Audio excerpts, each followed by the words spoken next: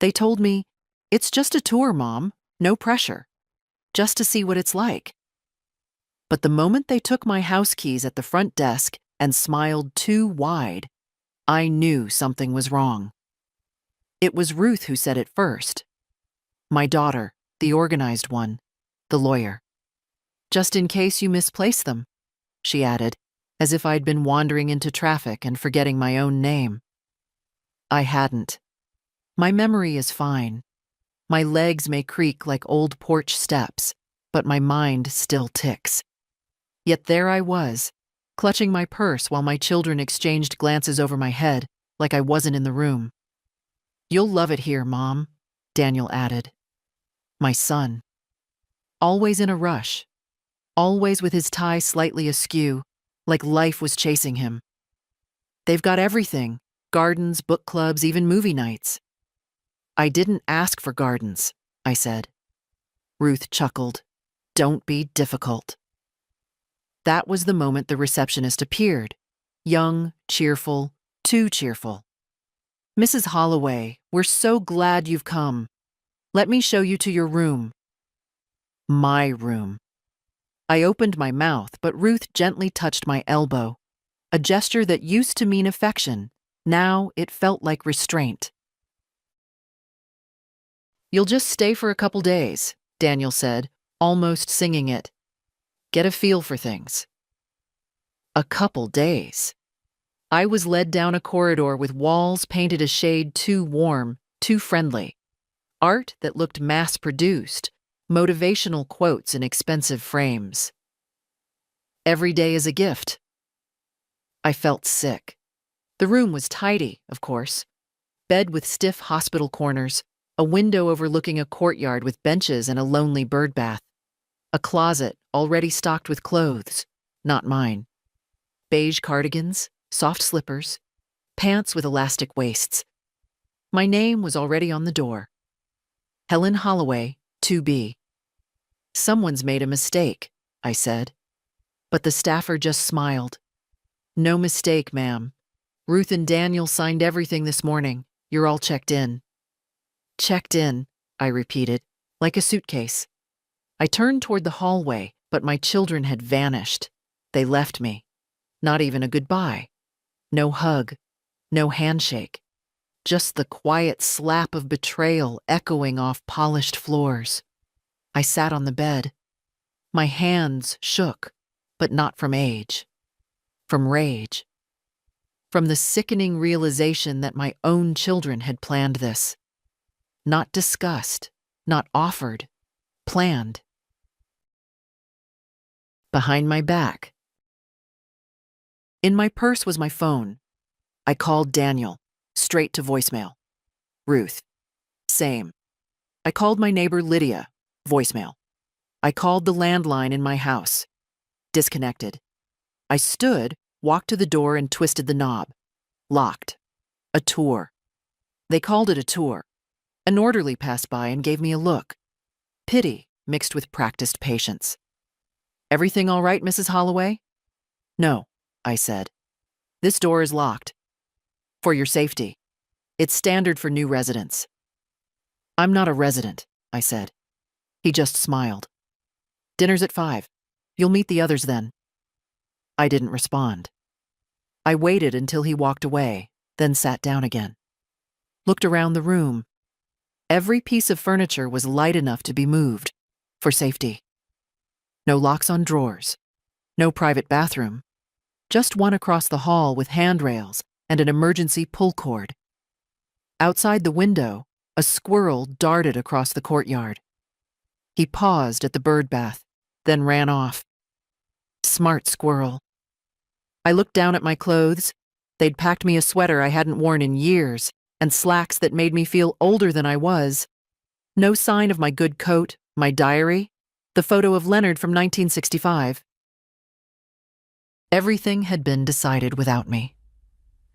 That night, I sat through dinner in silence. At the table were 5 others. One woman who spoke only in quotes from old movies, another who cried into her soup. Across from me, a tall man with sunken eyes asked me if I knew what day it was. I did. I knew exactly what day it was. The day my children decided they were done with me. Back in the room, I lay awake staring at the ceiling, tracing the patterns in the paint with my eyes like constellations. I wasn't crying, not yet. The tears would come later, if they came at all. For now, I was making a list. In my head. Not of grievances. That would be too easy. No, I was making a list of everything I still had. My name, my voice, my memory, and the quiet rage of a woman underestimated. That was enough for now. By morning, the door was still locked. Not with a bolt or a code, no. That would have looked bad on the brochures. But it clicked shut behind me last night and didn't budge when I turned the knob this morning. Passive control. That's what Ruth used to call it when she was still a junior associate, fresh out of law school. You don't need to fight, Mom. You just need to make it hard for them to leave. I opened the blinds.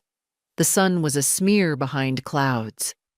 In the courtyard below, a woman in a wheelchair was being wheeled in slow circles by someone in scrubs. She didn't look at the flowers. She looked at her hands. I knocked on the door once, then again. Eventually, the same young staffer from yesterday appeared, her smile perfectly polished. "Good morning, Mrs. Holloway.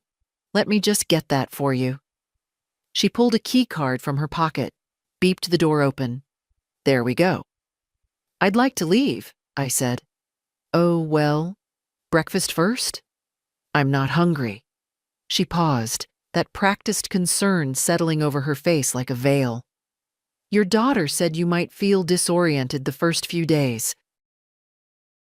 Adjustment period, you know?" "I'm not disoriented. I'm angry. And I'd like to go home." She didn't argue. Just nodded like she was listening, though her eyes drifted to the hallway. "Let's get you some tea, all right?"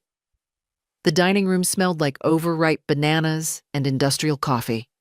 Half the residents were already seated, most staring at their plates or the wall.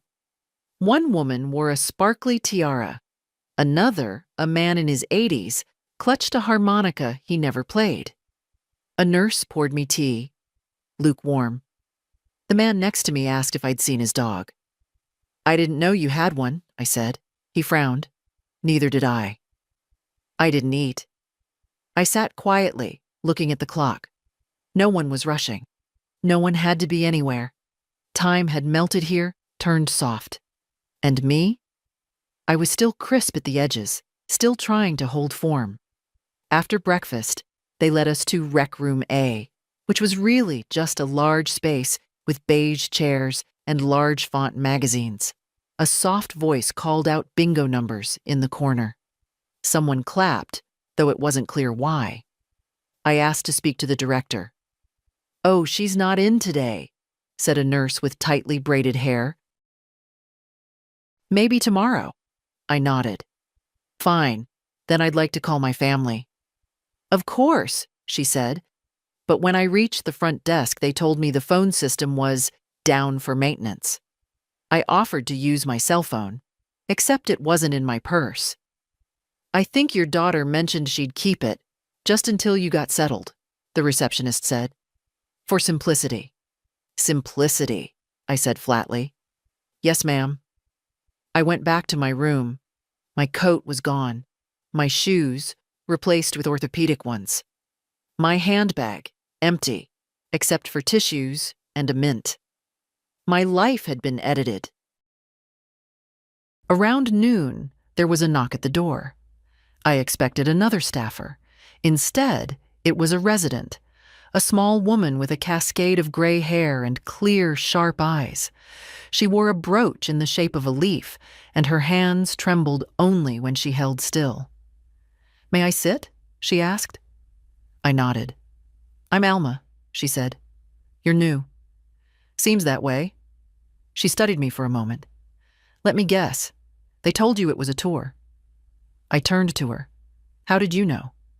"Because they told me the same thing, 2 years ago." I stared at her. She didn't blink. And you stayed. I fought, she said simply. Got a lawyer even. But my daughter had gotten power of attorney while I was recovering from surgery. I signed things I didn't understand. Did you get out? Alma smiled. Not kindly, not bitterly. Just knowingly. Let's just say I stopped waiting for them to open the door. We sat in silence. I'm not like the others, I said. They weren't either, once. Do you have family still? She nodded. A son in Arizona. Haven't heard from him in 6 months.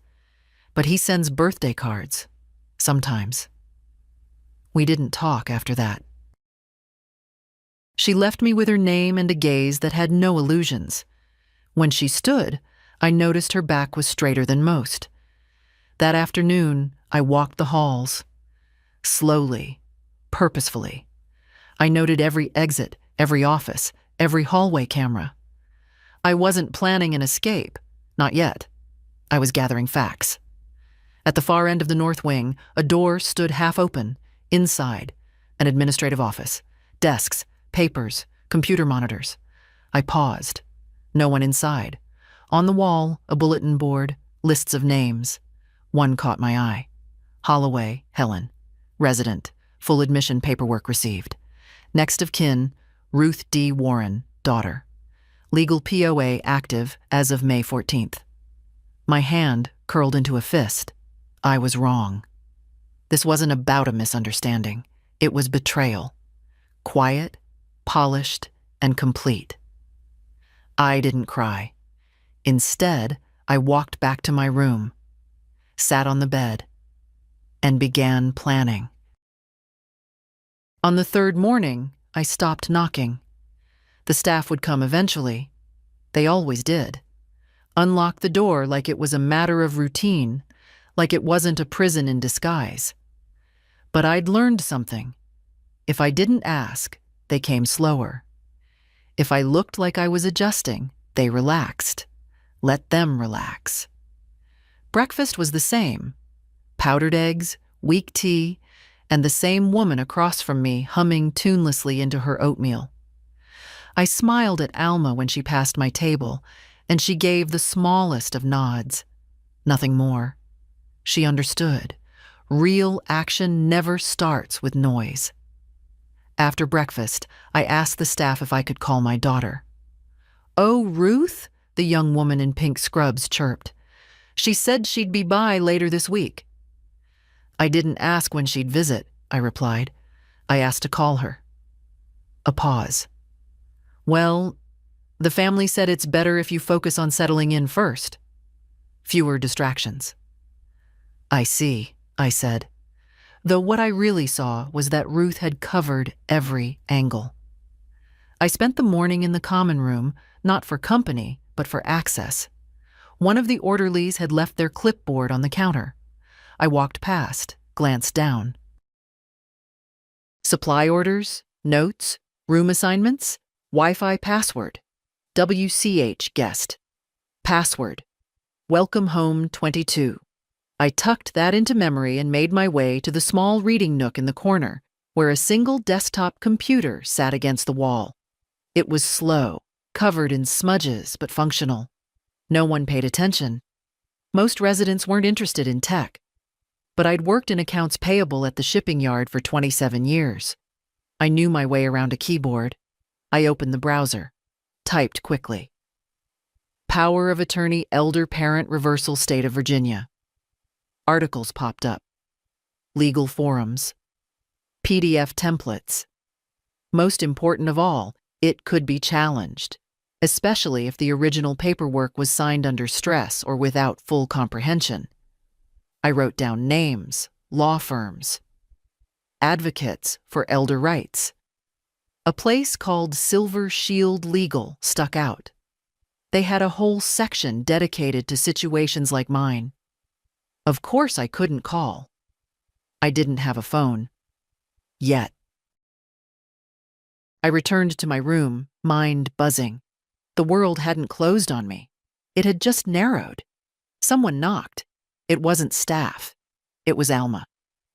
"You looked busy," she said, not asking. I was. She stepped inside, no invitation needed, sat on the chair across from me. You're not like the others. No, I agreed. She pulled something from her pocket. A flip phone. Scratched, old, but intact. Found it in the laundry chute, she said. Someone threw it out, probably a visitor's kid. I've kept it in case I ever needed it. And now? I'm giving it to you. You still remember phone numbers? I smiled. 2. My neighbors. And my granddaughter's. Pick the one who has a conscience, Alma said simply. She stood, left the phone on the bed, and walked out. After the door clicked shut, I stared at it for a long time. Then I powered on the phone. The screen lit up slowly. No password. No SIM card either. But it still worked on Wi-Fi. I connected to WCH Guest. Typed in, Welcome Home 22. Bars appeared. I pulled out the piece of paper I'd used to write down the number. Silver Shield Legal. Elder Rights Line. Typed slowly. info@silvershield.org. Subject. Urgent request, questioning active POA body. My name is Helen Holloway. I am 78 years old and currently being held in a long-term care facility without my consent. My children claim I agreed to this, but I never knowingly authorized any such placement. I believe the active power of attorney was obtained under misleading circumstances. Please advise on steps to review, reverse, or revoke POA. Helen Holloway, Room 2B, White Cedar Haven. I hit send. Then I typed a second message, this one shorter. To RebeccaHolloway93@gmail.com. Subject. Need help. Body. Rebecca, it's Grandma. Something's wrong. Your parents haven't told you the truth. Please call me back. 434-555-2911. I paused. Added, don't tell them. Just call. I sent it. Then I turned off the phone and slid it under the mattress. In the hall, I could hear a resident complaining that she'd been served the wrong yogurt. Outside the window, the clouds had parted slightly, just enough for one sharp line of sunlight to land on the floor. Just enough. The next morning, someone brought my clothes back. But not the ones I'd worn. A floral blouse I hadn't worn in years. Slacks from a pile of things I'd meant to donate. The coat was missing entirely. They're from your house, the nurse chirped. Your daughter dropped off a few items to help you feel more at home. I didn't answer. I was too focused on what wasn't there. My good handbag.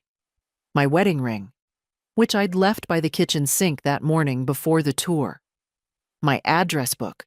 My checkbook. It wasn't just that they'd brought the wrong clothes. It was that they'd taken everything personal, everything mine, and swapped it for something that looked like me on paper, but felt like a stranger. After breakfast, I asked again to call Ruth. She's busy, but she's asked that we remind you this is your decision, Mrs. Holloway. I didn't even blink. Do you say that to every woman they drop off here? The girl flushed and walked away. The phone under the mattress stayed silent. No call, no email. I'd checked it 3 times that morning when no one was looking. Nothing. At lunch, Alma passed me a napkin with writing on it. Small, tidy script. Don't expect them to respond fast. The law firm might take a day. The girl, longer. But someone will call. They always do. I tucked it into my pocket. They always do. That afternoon, I asked to speak with a counselor. They seemed surprised, then vaguely pleased. Of course we have a social worker on staff. That's a good step, Helen. Good step. The counselor's office was painted in muted greens, peaceful colors. A diffuser hummed on a shelf, giving off the faint smell of lavender and something synthetic. The woman who greeted me was in her 50s, with a short haircut and an air of practiced calm. Mrs. Holloway, she smiled. You can call me Janet. I'd rather not call you anything just yet, I said, and sat down. She smiled like that was normal. So, she began, how are we feeling about the transition? We, I repeated. That's kind of you. She ignored the sarcasm. It's perfectly understandable to feel displaced, even betrayed, in the early days. Displaced, I said, is a gentle way of saying locked in a building against my will while my children steal my house. She blinked. Wrote something down. I want to understand the legal structure here, I continued. You said my daughter signed papers. But what, exactly, gave her the right? She shifted. Your daughter has medical power of attorney. According to the records, she enacted it due to concerns about your safety. What safety? I asked. Well, fall risk, cognitive decline. My memory's fine. I've never fallen. I still drive. Janet gave a smile I'd seen on Ruth 100 times. Thin, apologetic, and completely disinterested. Sometimes families act preemptively, out of love, she offered. No, they act out of convenience. Janet tilted her head. What would you like to see happen, Mrs. Holloway? I want my keys back, my phone, and I want to go home. She wrote something else. I understand, but that would require either your daughter revoking her status or a legal intervention. Good, I said, because I've already contacted someone. Her pen paused. I didn't elaborate. She asked more questions. I answered them as flatly as possible. No sob stories, no tears, just facts. By the end of the session, her polite confidence had dimmed. I thanked her for her time. Back in my room, I checked the phone again. Still nothing. At dinner, Alma didn't speak. She simply pushed her peas in slow circles and left halfway through. Afterward, as I walked back to my room, the intercom crackled. Someone called for assistance to room 1D. A fall. The hallway lights dimmed slightly. Somewhere down the hall, a woman began to sing a hymn, low and out of key. In my room, I turned off the light, slid the phone out from beneath the mattress, and stared at the screen. Still black. No calls. But as I was about to power it down, a soft buzz. One new message. From Silver Shield Legal. Dear Mrs. Holloway, we received your message and are reviewing the circumstances. Could you provide the exact dates and documents you recall signing? We'll begin by verifying the legality of the current POA and whether it can be challenged. Please respond at your earliest convenience. Respectfully, Maya L. Client Intake Coordinator, Silver Shield Legal. I stared at the message. Then I typed slowly. May 14th. Signed discharge forms after a routine scan. No mention of power of attorney. No witnesses, no lawyer. I was recovering from anesthesia. I believe my daughter acted unilaterally. I hit send. Then I stared at the wall, waiting for the fear to come. But it didn't. Only a strange, cool sense of readiness. I wasn't asking anymore. I was telling. I never used to believe in signs, but that morning, something small shifted. It was the birds. They'd never come that close to the window before. Just pigeons or the occasional squirrel rooting around the courtyard. But this time, a small robin landed right on the sill outside my room. It stayed longer than it should have. Just looked at me through the glass and tilted its head like it had a question. I stood still, watching. Maybe it was nothing. Maybe it was something. Downstairs, they served the usual gray porridge and watery coffee. Someone had spilled juice on the floor. A staff member muttered while mopping it up. I passed Alma in the hallway. She didn't speak, just looked at me sharply, then nodded toward the north wing. I got the message. Later that morning, when most residents had been shepherded into some life enrichment program, art therapy, or chair yoga. I walked toward the hallway she'd meant. The administrative office door was ajar again. Inside, no one. I stepped in. Quiet. Quick. The computer was on. Unlocked.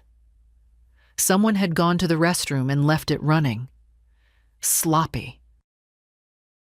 On the desk was a clipboard, the same one I'd seen earlier but with a new page on top. Resident status updates. I scanned the list. My name was highlighted. Helen Holloway. Adjustment complete, next review in 6 months. Adjustment complete. I sat down quickly, hands shaking but steady enough. Opened the internet browser, logged into the Wi-Fi, pulled up my email. There it was, another reply from Silver Shield. Mrs. Holloway, thank you for your detailed response. Based on the circumstances described, we believe you may have grounds to challenge the POA and your current placement. We'd like to arrange a phone consultation. Do you have access to a private phone line? Maya L. Client intake. Silver Shield, I replied quickly. I have a phone, no SIM card, Wi-Fi only. I can call if you provide a number and time. The reply came within 2 minutes. Call us at 1-800-441-8990 at 4 p.m. today. Ask for Maya or Stephen. We'll be ready. I closed the browser, deleted history, stepped out fast. As I reached the hallway, I saw someone, a nurse, watching me from the end of the corridor. She didn't speak, just narrowed her eyes. Too much attention. I returned to my room, closed the door, slid the phone out from under the mattress, waited. At 3:55, I powered it on, connected to Wi-Fi, sat on the bed and waited for the seconds to crawl forward. At exactly 4:00, I dialed. It rang. Then a voice. Silver Shield Legal, this is Maya. I swallowed. This is Helen Holloway. She didn't hesitate. We've got you, Helen. I'm here with Stephen. He's our lead elder law attorney. We're going to help you, but we need to act carefully. Stephen came on the line. His voice was older, slower. Mrs. Holloway, I've read your emails. The situation is disturbing, but not uncommon. Now, I need you to answer a few questions truthfully. Can you do that? Yes. Have you signed any document in the last 30 days while under medication or in a medical facility? Yes. May 14th. I was groggy after a scan. They handed me papers, said it was routine. Was a lawyer present? No. Witnesses? No. Did you understand that you were granting power of attorney? No. I didn't even know that's what it was. A pause. Good. That helps. We may be able to nullify it entirely. I closed my eyes. Relief swept through me, but I held it down. Stephen continued. Next step. We file an emergency petition to revoke POA and request an independent assessment. For that, we need access to any prior documents, medical history, and your existing will. Do you have a lawyer of record? Yes, my old lawyer. Name's Harriet Voss, office downtown. She handled my will years ago. Perfect. We'll contact her. Do you give us permission? Yes. Good. Now, he said, you need to know something. Your daughter, Ruth, right? She'll be notified. She may contest. I expect her to. He paused again. Are you prepared for that? I didn't hesitate. Yes. Then we move. Maya came back on the line. We'll send you an authorization form to sign. Just tap the link when it arrives. It'll grant us legal standing to speak on your behalf. We'll take it from there. The call ended. I sat there, phone still in my hand, heart hammering, not with fear, but with something else. Agency. At 4:22, the link arrived. I tapped it. Signed. Done. By dinner, Alma was waiting outside my room. "You made the call," she said quietly. "I did." Her face softened. "Took me 6 months. Took you 4 days." I didn't gloat, just stood there. "I meant what I said," she added. "They don't expect women like us to push back." "They should learn," I said. She smiled. That night, I didn't dream of escape. I dreamed of my front door, unlocked, and mine again. The call with Silver Shield had changed everything, but outside my room, nothing had changed at all. Same hallway, same quiet hum of artificial air. Same woman down the hall who called every nurse Margaret, even though none of them were named Margaret. But inside me, something had turned. I no longer felt like a guest in my own skin. That night, after dinner, I sat alone in my room. The lights off. Just the pale blue glow from the window. I didn't want to see the room's furniture. Didn't want to acknowledge the soft slippers on the floor that weren't mine. The plastic clock that ticked too loudly. I needed to feel something solid. Something that belonged to me. So I did something I hadn't done in years. I wrote myself a letter. Not to anyone else. Not to my children. Not to a lawyer or a judge. To myself. I took the small notepad from the nightstand drawer, the kind they leave to make you feel like you have control over anything, and wrote across the first page, "To the woman who has not disappeared." I paused, then began. "You are still here, even though they've closed the door behind you and called it safety. Even though they've replaced your name with resident, your past with paperwork, your independence with soft-voiced pity. You are still here. You who raised 2 children on 1 income after Leonard died.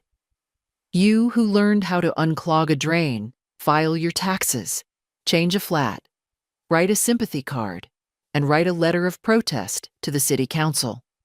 All in the same year. You who once pulled a boy with a broken wrist off a football field and drove him to the ER while his mother panicked. You who hosted Thanksgiving alone for 12 years after Ruth's divorce made family gatherings too complicated. You who taught Rebecca how to boil an egg and how to say no without a smile. You're still that woman. And this place? It's not the end of your story. It's a wrong turn. It's a detour. It's a page someone else tried to write for you with their pen, but you've still got yours. I put the pen down.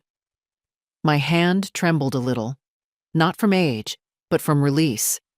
Writing it out made it real. Not rage, not grief. Just a clear, quiet kind of truth. I folded the note and slid it inside the pillowcase. The room didn't feel warmer after that, or more mine, but it felt less like it was swallowing me. That was something. The next morning I woke up earlier than usual. I didn't wait for the knock. I was dressed, upright, and waiting by the time the nurse appeared with her keycard.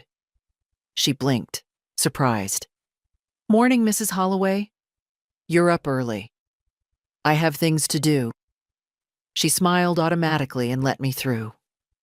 Over breakfast, Alma sat beside me. "You look dangerous," she said, sipping her coffee. "I feel it," I replied. There was a moment of silence, broken only by the sound of someone stirring sugar into tea, like it was cement. "I lost myself once," Alma said after a while. "Back when they first brought me here, I gave in. Let them fold me into the schedule, the smiles, the 'this is for your own good' speeches." She paused. "But it comes back. The self. If you keep enough of it written down, enough of it in memory." I nodded. I didn't tell her about the letter under my pillow. Some things are better kept quiet until you need them. Back in my room later, I opened the phone again. A new email. Subject: Confirmation of POA challenge filed Mrs. Holloway. We've submitted the initial paperwork for a challenge of your daughter's POA status. Your lawyer of record, Ms. Voss, is cooperating fully. We're coordinating for a formal petition within 3 business days. Please keep this line of communication private. Sincerely, Stephen P. Tier, Silver Shield Legal. I stared at the message. My fingers hovered above the screen, then typed back. Thank you. I'm ready. No more begging, no more asking. Just steps forward now. That afternoon, I passed the front lobby and saw a delivery person at the desk with a small stack of parcels. As he turned, I recognized the tag on one of the boxes. It was from my house. Ruth had begun packing it up. They weren't waiting to see how I adjusted. They'd already decided. That night, I didn't cry. Instead, I unfolded the note I'd written to myself, reread it by lamplight, and whispered, just loud enough to hear my own voice. You're still here. The window in my room only opened a crack, maybe 2 inches if you pushed, enough to let air in, but not enough for anything else. Still, I checked it every morning. Routine helps keep you sharp. I didn't plan to crawl out. That would have been ridiculous. I'm no contortionist, and the drop was a good 8 feet into rose bushes. But it mattered that I could check, that I knew what was possible, what wasn't, what might be, given the right pressure and the right time. I'd lived through worse than locked windows. The day I buried Leonard, the undertaker misspelled his name on the brass plaque. 16 years of marriage, and they couldn't get the O in Holloway. They asked if I wanted it corrected, for a fee. I said no. Instead, I stood beside that casket and said his name out loud 3 times, so he'd know I remembered it right. Some things you don't leave in writing. You carry them in your voice. Today, I was going to use mine. After breakfast, they led us to movement hour, which meant sitting in a circle while a young woman in gym shoes waved her arms like we were all trying to flag down rescue helicopters. I sat at the edge, moving just enough to stay off the radar. I had a plan. At 10:15, like clockwork, the group transitioned to hydration break, which was just lukewarm water in paper cups. I slipped away while everyone else was being herded into the lounge, back to the administrative wing. This time, I didn't aim for the computer. I aimed for the door marked records. Locked. But I'd seen the receptionist use a keypad earlier. Quick 3 taps, no glance, muscle memory. People who punch in codes every day stop thinking about them. I stood still, recalling her fingers. Right. Down. Right. I tried 273. A click. The door opened. Inside, rows of filing cabinets. Steel, labeled by last name. I found HJ, slid it open, and there it was. Holloway, Helen. Manila folder. Thin. I pulled it out and flipped through. Signed intake form, dated May 14th. POA document. 1 page. Signature barely legible. No witness. No notary seal. Evaluation report from Ruth's private physician recommending a supervised living environment due to observed forgetfulness. Handwritten notes from Ruth. Mom forgets dates. Almost left stove on twice. I stared at the paper. The stove. That had happened once. 3 years ago, when I was making soup and got distracted by a delivery at the door. I'd caught it myself. Forgetfulness? I still remembered the recipe for Leonard's grandmother's cornbread from memory. Exact measurements, and the pan size, too. I took pictures of each page with the phone. No time to be polite about it. As I slipped the file back, I heard footsteps. Fast. Coming this way. I didn't panic. I closed the drawer quietly, walked to the other side of the room, grabbed a random binder and opened it on the desk as if I'd been there reviewing something all along. The door opened. Receptionist. "Oh," she said, startled. "Mrs. Holloway, are you lost?" "No," I said calmly. "Janet, the counselor, said I could review my records. I was just checking which one was mine." She blinked. "That's something we normally supervise," she said. "Good. Then supervise." A pause. Then she smiled that tight smile they use when they're trying not to escalate. "I'll let her know." She closed the door. I waited 5 seconds, slid the binder back, and walked out the opposite side of the corridor, the long way around, past the linen cart and the window with the dusty fern. Back in my room, I sent the photos to Silver Shield. 10 minutes later, Maya replied, "These are helpful. Thank you. No witness, pose, no notary, nowhere's weak POA. The physician's note might cause delay, but we're preparing a response. Keep documenting, keep quiet. You're doing everything right." I stared at those last 4 words. You're doing everything right. I hadn't heard that in years. Not from Ruth, not from Daniel, not even from myself. Later that afternoon, there was a knock.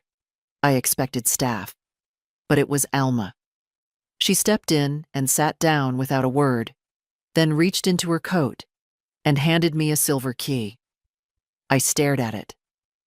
"What's this?" She looked at me, calm as ever. "Laundry access. Night shifts are short-staffed. There's a service door in the basement. They leave it propped open for vendors. Leads straight to the side lot." "You've used it?" "Once," she said. "Didn't go far. Just sat outside for a while, listened to real air." "And no one noticed?" "They notice," Alma said. "But they let it go if you come back." She paused. "Just don't get caught with the key." I held it in my palm, cold, small, heavy for its size, a piece of quiet rebellion, not for escape, not yet, but for the knowing, for the choice. Alma stood. "You're not alone in this, Helen. Don't let them make you forget that." She left. And for the first time since Ruth closed that car door and drove away, I didn't feel like a prisoner. I felt like a woman who still had options. The laundry room was quieter than I expected. Cement floors, humming machines, a single vending machine that blinked in the corner, out of order. The smell of bleach and fabric softener clung to the air like a second skin. I went down after midnight, when the halls were empty except for the night nurse who always watched reality TV with the volume too low. The key Alma gave me slid easily into the lock. The door opened. Just a crack. Outside, darkness, a side lot, a narrow service path leading between buildings toward the rear exit where the delivery trucks pulled in. No cameras here, just shadows and silence. I didn't step out, not yet, but I stood in that doorway for a long minute, breathing in air that hadn't passed through filters or vents or fragrance diffusers. Then I closed the door, locked it, and went back upstairs. The next morning, Alma was waiting for me at the edge of the dining room. She didn't ask questions, just looked at my face. Whatever she saw, it was enough. We ate in silence, her toast untouched, my tea gone cold. When the staff ushered us into the sunroom for Morning Brights, their name, not mine, she leaned toward me and said, "You ready to talk to someone who's not a lawyer?" I raised an eyebrow. "Someone on the inside." I followed her later to the far end of the West Wing, past rooms that hadn't been filled in months. One door was open just slightly, and inside sat a woman with a shaved head, her back to us. She was adjusting something in the mechanism of a wheelchair. Not her own, I realized. with the kind of care you don't learn from a training manual. Marcy, Alma said softly. This is Helen. Marcy turned. Early 60s, wiry, with hands that had seen work. She wore a maintenance badge, not nursing. But her polo shirt was the same pale blue, uniformed invisibility. She's Ruth's mother, Alma added. Marcy raised an eyebrow. The lawyer? I nodded. I know her type. She turned back to the wheelchair, clicked something into place, then stood. You want out? She asked. I want my life back. Marcy grinned. Not kindly, not unkindly, just honest. Well, you've got backbone. I'll give you that. She motioned for us to sit. What do you need from me? She asked. Proof, I said. That they're locking people in, that the POA wasn't legal, that families are doing this without consent and no one stops them. Marcy nodded. That's what I thought. She reached under the desk, pulled out a notebook. Thick, spiral bound, with tabs and colored flags sticking out at angles. I started logging things 3 years ago, she said. Dates, notes, transfers. Every time someone came in claiming voluntary placement and then screamed in the hallway an hour later. Every time someone's phone was taken for security. Every time someone's meds got adjusted without a second opinion. I stared.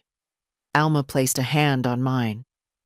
She's been waiting for someone to come along who could use it, she said. Why not go public? I asked. Marcy shrugged. Because people like me don't get listened to. Maintenance lady with a logbook? That's not a whistleblower. That's a liability. But a resident with a lawyer and a paper trail? Exactly. Marcy handed me a copy. Not the original. She wasn't stupid. You want the rest. You get your lawyer to call me direct. I'll talk. I'll testify. I just want the damn place on record for what it really is. What about your job? Marcy snorted. You think this is my dream gig? I stay because I got no mortgage and no kids to screw me over. But I've got my limits. She stood. You be careful, she added. Ruth's got pull. She'll get uglier before this is done. I'm not afraid of her, I said. You should be. But that doesn't mean you stop. As we left, Alma looked at me with something close to pride. I waited a long time to see someone like you walk through that door, she said. Back in my room, I scanned the pages. Names I recognized. Dates I remembered. Phrases like room door disabled and no notice given before room move and family took all personal effects without resident consent. I emailed the document to Maya. Her reply came an hour later. This is gold, verifiable, dated. If we present this with your statement and call for an inquiry, it could trigger a formal investigation. Are you ready for public action? I paused. Typed. Not yet. Let me talk to my granddaughter first. I need her to know the truth from me. No reply yet. But I didn't need one. That night, I sat by the window, the folder of evidence on my lap, and thought of Rebecca. The last time I saw her, she was wearing my old cardigan and telling me I was the only person who ever really listened. I wondered if she still believed that. If she still could. Time to find out. I didn't expect her to answer right away. It had been almost 3 weeks since the tour, since they drove me here and called it love. 3 weeks without a real voice from the outside. But the phone rang only twice before Rebecca picked up. Hello? It was her. The same tone, the same pause at the end like she always used when she wasn't sure who'd call her on a Tuesday afternoon. I didn't speak. Helen? She said, softer this time. Grandma? I closed my eyes. Yes, sweetheart, it's me. Silence. Then a shaky breath. Oh my God. Where are you? Are you okay? I've been trying to reach you. Mom said, Her voice cracked. I know what she said, I interrupted gently. But I need you to listen to me now. Just me. Not her. Not anyone else. I'm listening, she said quickly. I'm here. I told her everything, not all at once, not in one breath, but calmly, carefully, like laying out broken china on a table before beginning to glue. I told her about the locked doors, the missing phone, the clothes I hadn't packed, about the blank stares and smiling staff and how Ruth's voice had vanished the moment the papers were signed. About the letter I found, the proof, the call to Silver Shield, the pictures, the folder from Marcy. I didn't agree to this, I said quietly. I didn't want this. They took me here like I was a problem to be solved, not a person to be loved. Rebecca didn't speak for a long time. Then, I'm coming. No, I said quickly. Not yet. I need you to listen first. Grandma, I need you to be careful. Her breathing slowed. Okay.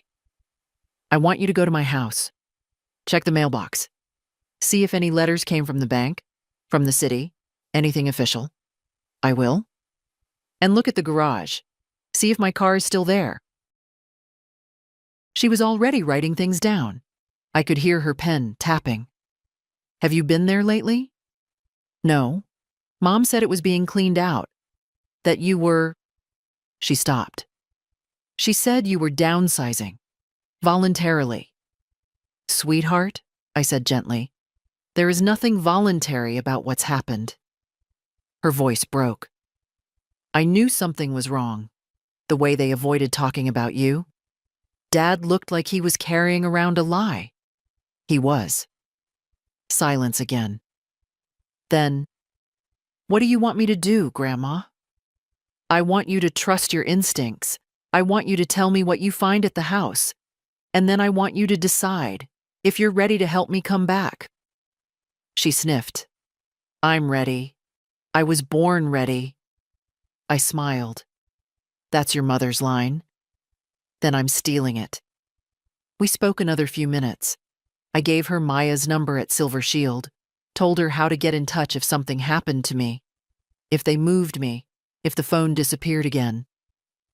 I'll go tonight, she said. No, go in the morning, broad daylight. Bring someone with you. Okay. Dad won't. Don't tell your father. Not yet. She hesitated. Then, okay. Before we hung up, I said, Rebecca? Yeah? No matter what happens next, you save me today. She didn't answer with words, just a sound. A soft, fierce exhale. The kind you make when you've been holding your breath too long. That night, I kept the phone close, just in case. And in the early morning, it buzzed once. A photo. From Rebecca, the front of my house. The blinds pulled, the porch light gone. A large plastic sign in the window, for sale by owner. Below that, a realtor's phone number. Not mine, not Ruth's either. A stranger. Rebecca's message followed. They already cleared out the living room. Everything's gone. The car's not here. I found mail addressed to Ruth Holloway, executor. I'm so sorry, Grandma. I'm with you now. Tell me what to do next. I stared at the message. Not angry. Not broken. Just done. This wasn't about a misunderstanding. This was about erasure. And I had no intention of disappearing quietly. The lawyer came 2 days later. They didn't know he was a lawyer. Stephen arrived wearing a soft cardigan and khakis, with a folder tucked under his arm and a half smile that said he was just another relative coming to check on his aunt. The receptionist didn't blink. She handed him a visitor badge and told him to enjoy his stay. He found me in the courtyard. I was pretending to read, eyes grazing the same page for the third time, waiting. Helen? He said quietly. I looked up, closed the book. Stephen. We shook hands like we'd known each other years. He sat down across from me. The bench creaked once under his weight. "You've got good instincts," he said. "That logbook from Marcy is a rare thing. You understand how unusual this case is? I understand that my daughter wants to erase me." He didn't argue. "I filed the emergency petition yesterday," he said. "With the documentation you provided and statements from both Marcy and Alma, we've got a strong case, but it'll take a judge and a bit of noise to get you out." I nodded. "I'm not afraid of noise." He smiled faintly. "I didn't think you were." He reached into the folder. "Here's what we're doing next. This is a formal revocation of the POA. It doesn't have to be honored yet, but once it's filed and signed in front of a notary, it puts Ruth on notice. She'll know you're challenging. She'll know you're not going quietly." "Good," I said. He passed me the page. I read every word, then I signed. "Rebecca's on board?" he asked. "She's ready for war." "That helps. Family support matters, especially when we push for reinstating your autonomy."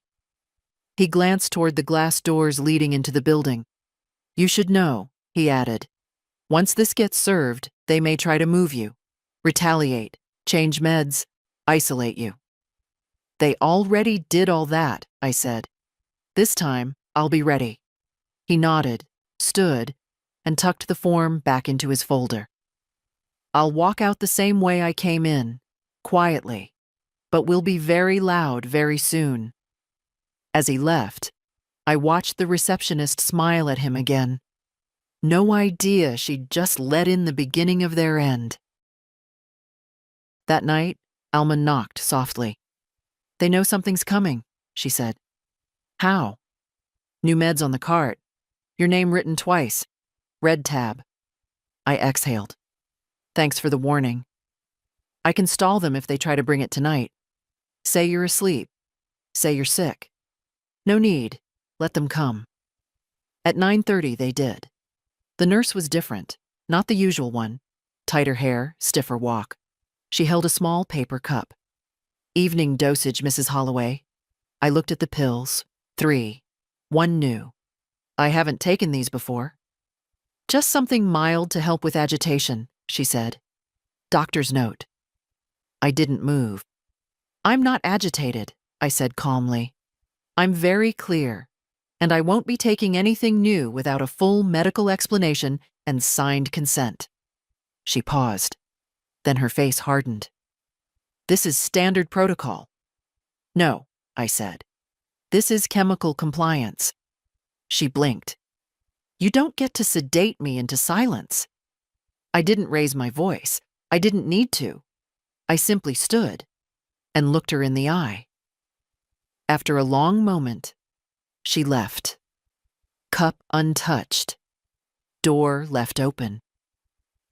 In the hallway, I saw Alma watching from the shadows. She didn't smile. She just nodded. Like we'd crossed something together. The next morning, a new sign appeared in the hallway. "Room 2B under Wellness Review, limited visitation. Please refer to staff." I laughed. Out loud, for the first time since I arrived. They were scared. Good. They should be.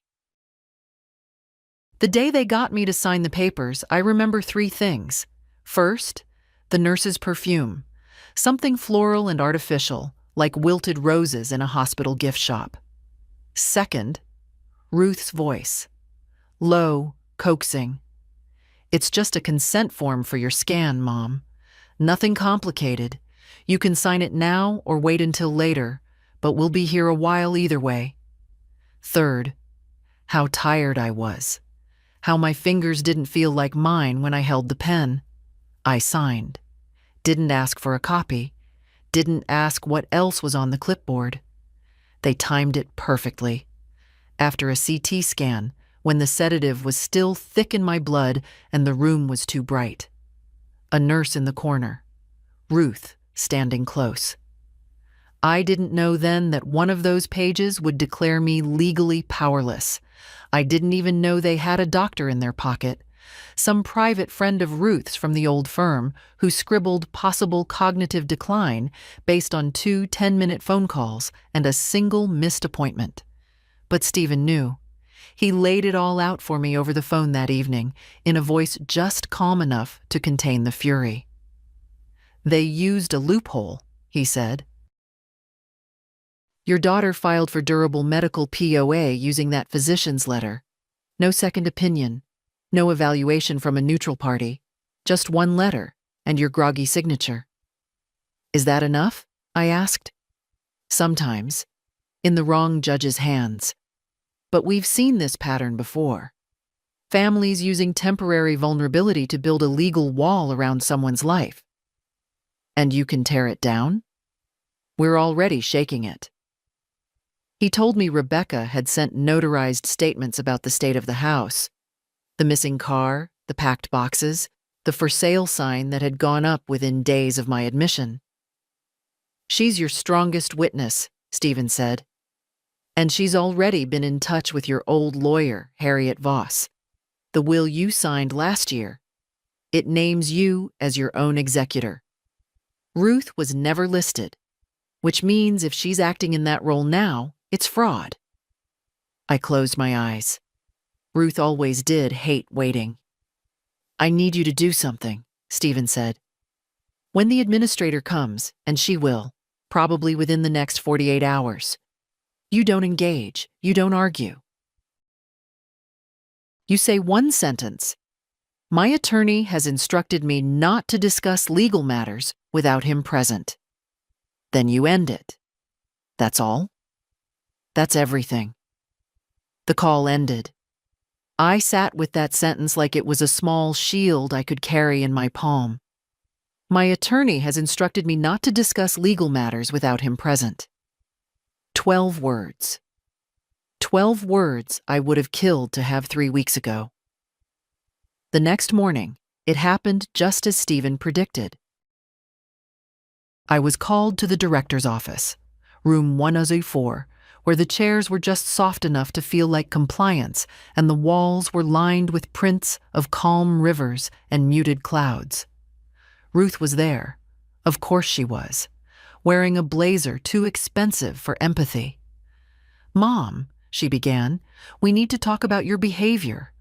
Refusing medication, sneaking into restricted areas, disrupting staff. It's becoming dangerous."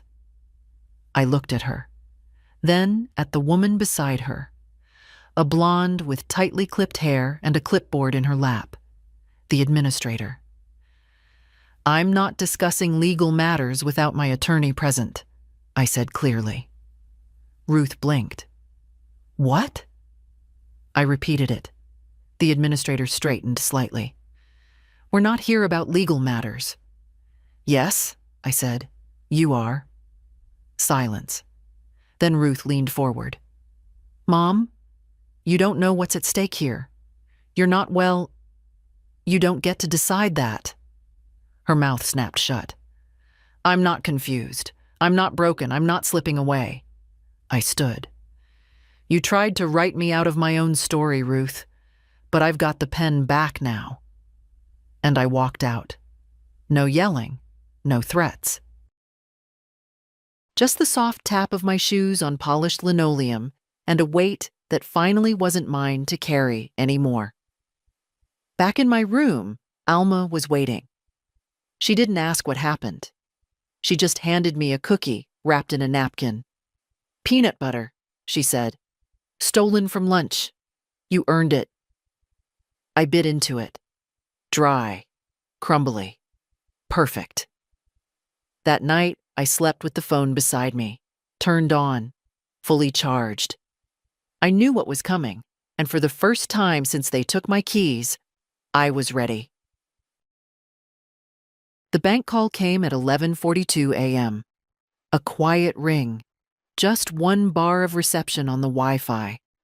I nearly missed it, the phone tucked between socks in my top drawer. "This is Helen," I whispered.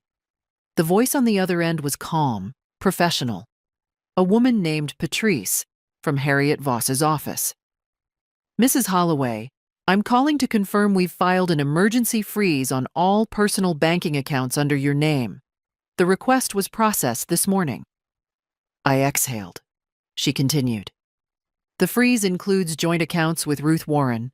All scheduled withdrawals, including payments for the White Cedar facility, have been suspended. I closed my eyes. Thank you. There's more.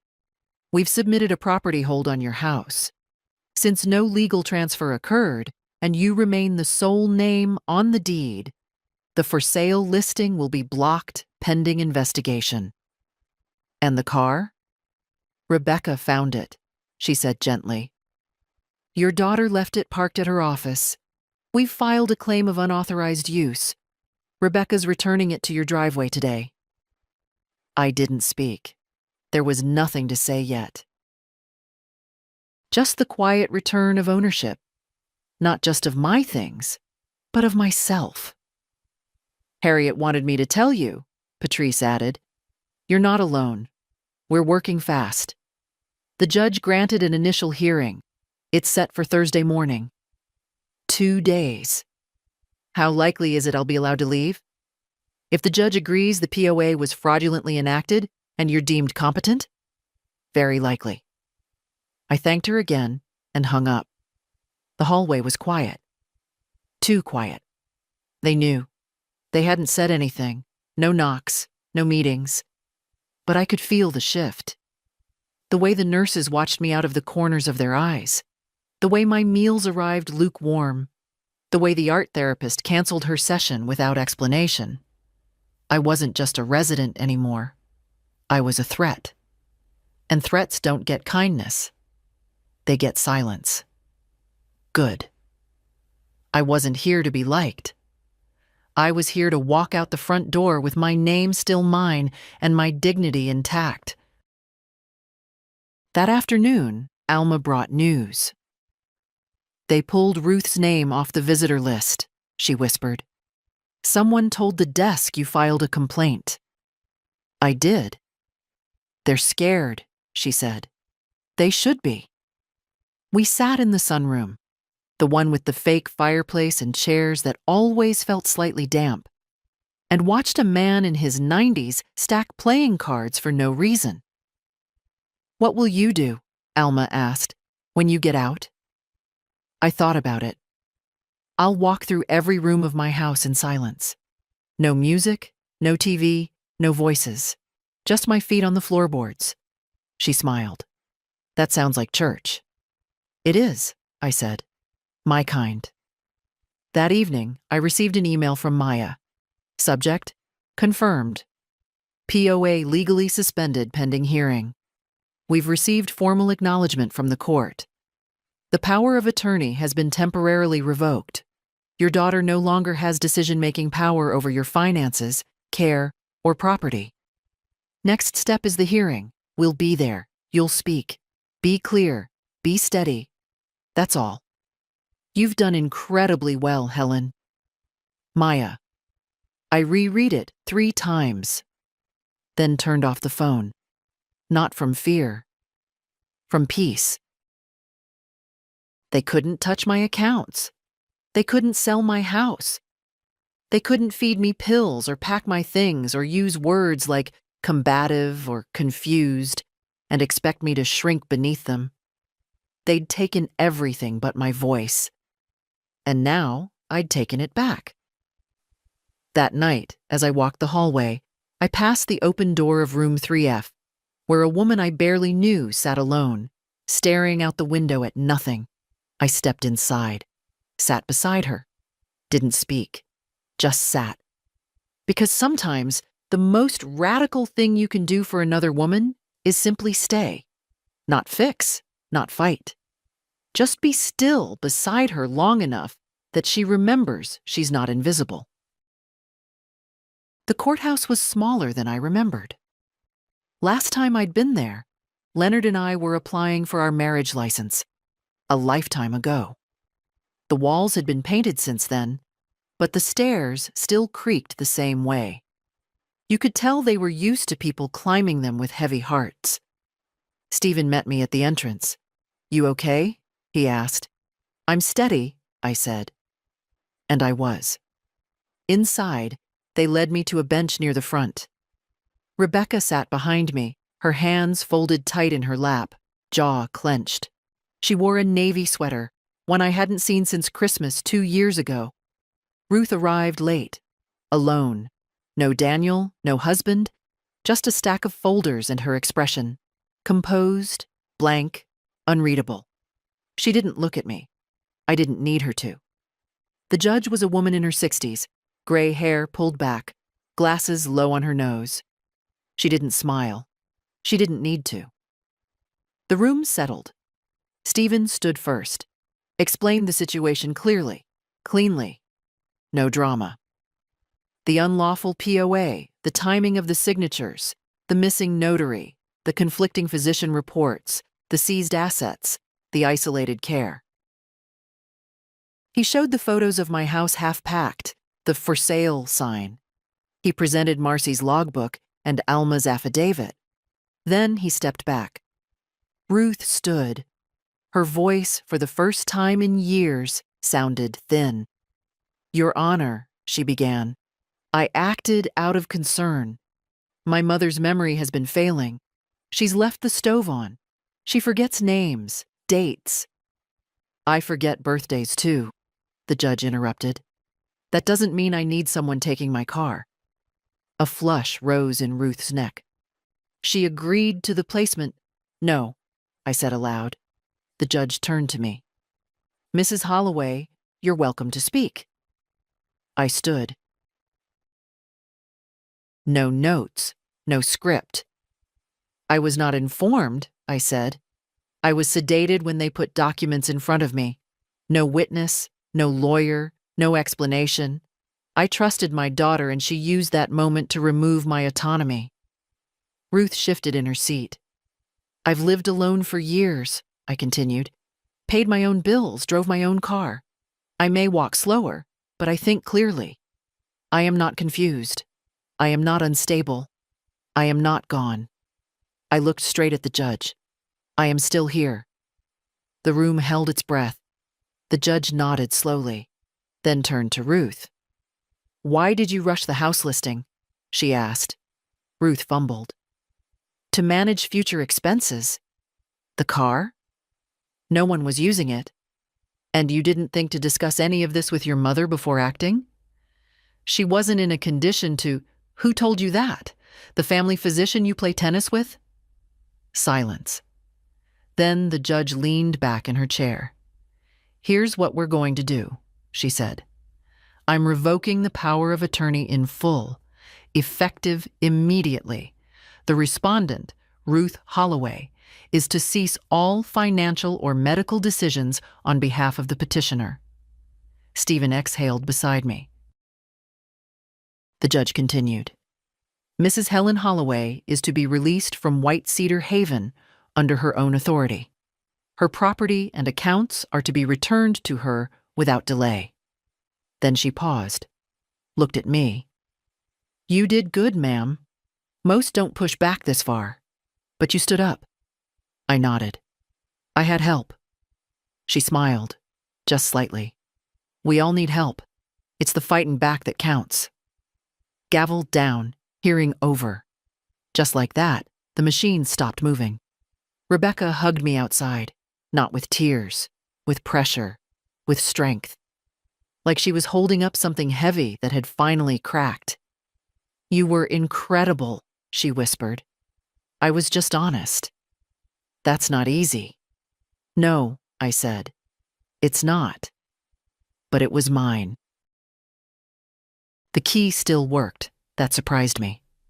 After everything, the forms, the hearings, the months of silence, I half expected to slide the key in and feel nothing.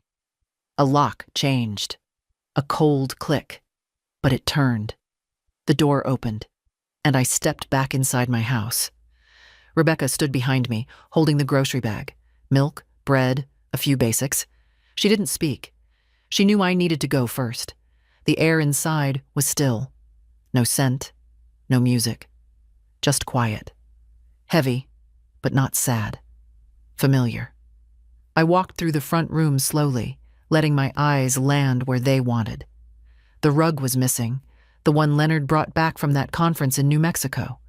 The clock was gone too, and the lamp by the window. Little things that had no resale value, just story. They'd taken the stories. I found the marks on the wall from where pictures used to hang. Nail holes. A faint outline of dust. In the kitchen, the calendar still said May. The 14th circled. Dr. W, 10 a.m. The day it all began. I left it up. I opened cabinets. Some empty. Some just rearranged. Someone else's order in my own drawers. That was worse than empty. But the chair by the window was still there. And the cracked teacup. And the old radio with the loose knob. And the scent, faint but real, of lemon soap on the sink. It was mine. Bit by bit, it was still mine. Rebecca moved quietly behind me, set the groceries down, unloaded them like she'd been doing it for years.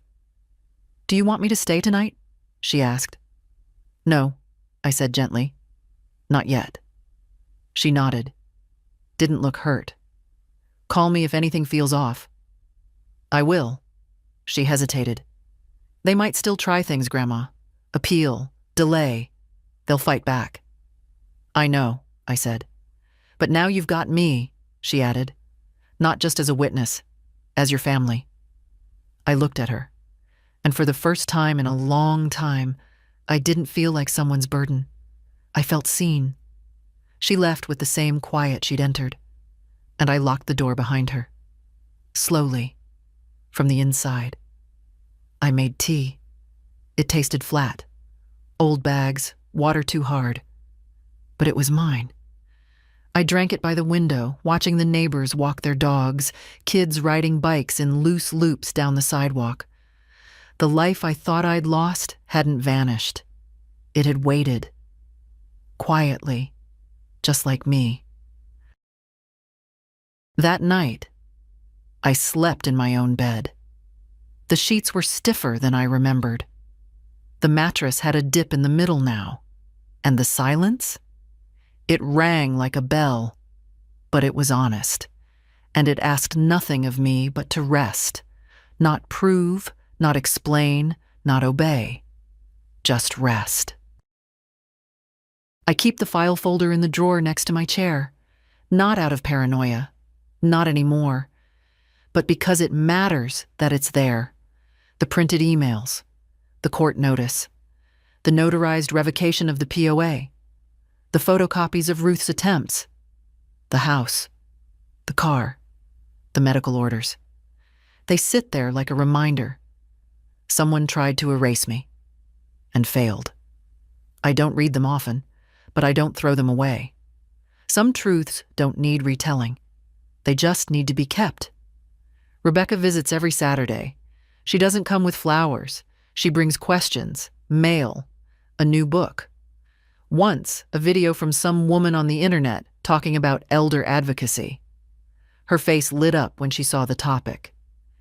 "You started something," she said. Maybe I did. But I didn't do it for advocacy. I did it because one morning, someone took my keys at the door and smiled like it was kindness. And I knew in my bones that if I didn't fight right then, I'd never be let back in. The house is still quiet. I keep it that way on purpose. The television works, but it stays off. The radio hums low in the afternoon, classical or sometimes old swing. I sit in the chair by the window with a cup of tea and the newspaper, even if I don't read much beyond the headlines. Sometimes quiet is how you know you're still in charge. Other days I walk. Not far, just to the corner and back. But each step feels earned. Neighbors wave again. Some didn't know what had happened. Some did, but didn't ask. I don't mind either way. Not everything needs a retelling. Alma writes letters. She stayed behind by choice. said she wasn't ready to go. Not yet. But she writes with sharpness now. Fire. Like someone lit a lamp in the back of her mind, and it's still burning. Marcy quit. Last I heard, she was helping file a formal complaint against the facility with the state. I hope she finishes what she started. But I already know she's done more than most. And Ruth? We haven't spoken. No apology. No explanation. Just a silence that hums like absence, not peace. And that's fine. Some things aren't mended. Some things are simply seen and then left behind. She thought she knew what was best for me. But what she really wanted was to make me smaller, more manageable, forgettable. That's the part that stings. Not the betrayal, but the shrinking. She didn't think I'd push back. Didn't think I'd have allies. Didn't think I'd remember how to speak in a room built to ignore me. But I did. And I still do. The phone rings sometimes. Reporters, legal offices, advocacy groups. I don't answer most. I didn't do this to be a symbol. I did it because I was not done living, and no one gets to decide that but me. So now I write. A little, most mornings, in longhand. Not for anyone. Just for me. Letters, mostly. Some to Leonard. Some to myself. Some to women I've never met, but who I know are out there. Sitting in rooms where the lights buzz too bright, where the doors don't open, where people talk around them like they're already gone. I write to say, you're not gone. You're not forgotten. And you are not small. Not just because I got out, but because you can, too. If you're reading this, and someone made you feel like you don't get to decide anymore, remember this. You do. You always did. They just hoped you'd forget. Don't. Like, share, or leave a comment. Someone out there might need this today.